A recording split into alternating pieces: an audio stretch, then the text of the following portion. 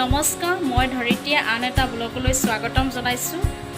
আজি মোৰ মায়ে বনাব কচু, তাৰ লগত দিব শুকান মাছৰ মাথা আৰু চানা।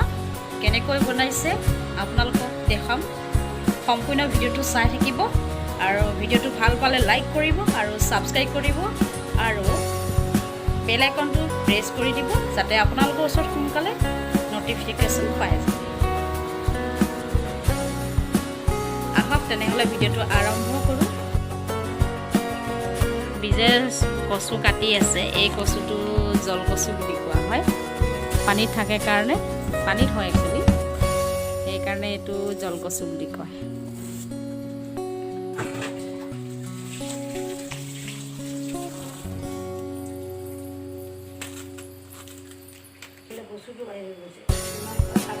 এতিয়া মোৰ ছোৱালীজনীয়ে গা ধুব গৈছে, সন্ধ্যাই গা ধুৱাই দিব।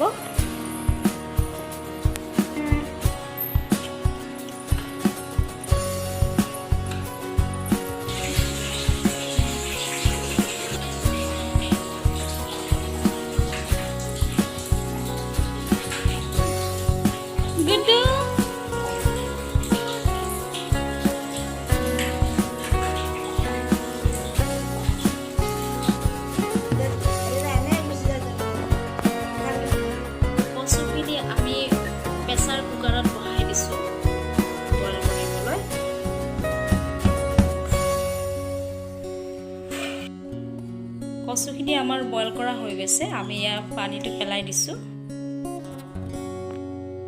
আৰু ইয়াৰ চানা হয়, তাৰ লগত বাদামো কেইটামান আছে আৰু ইয়াৰ নহৰু পেষ্ট আৰু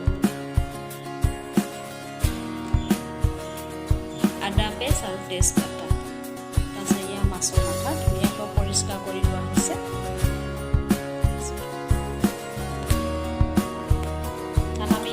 লগত কণ বিলাহীও দি দিম। আমি কেৰাহীত তেল এড কৰি দিছোঁ। এতিয়া আমি মাছখিনি অলপ ফ্ৰাই কৰি ল'ম।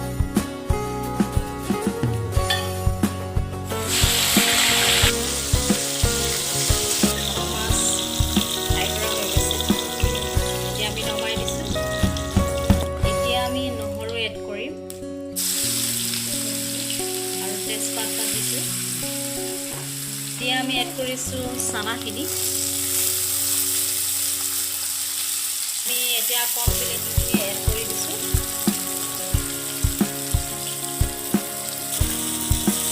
আৰু আদাখিনি আমি এড কৰি দিলোঁ। এতিয়া আমি কচুখিনি এড কৰি দিছোঁ।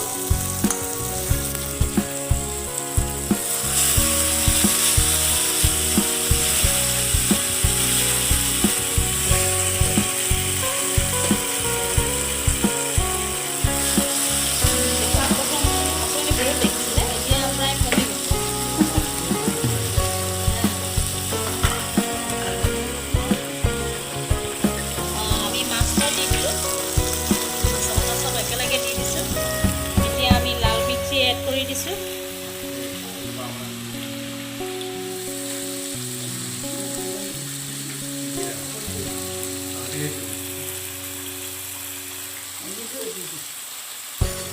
হালধি গুড়া দি দিছোঁ।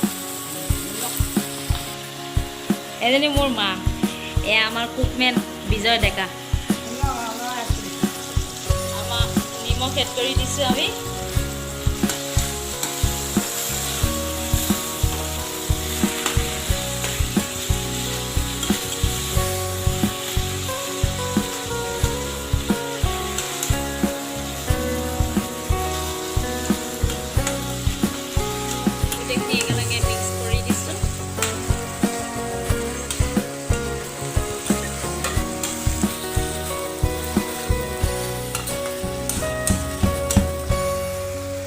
এতিয়া প্ৰায় আমি 10 মিনিটমান সিজিবলৈ দিম।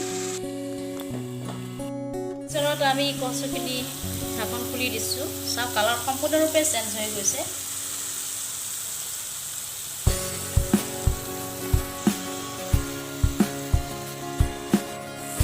এয়া চাওক, কচুখিনি ধুনীয়া হৈছে, কালাৰো বহুত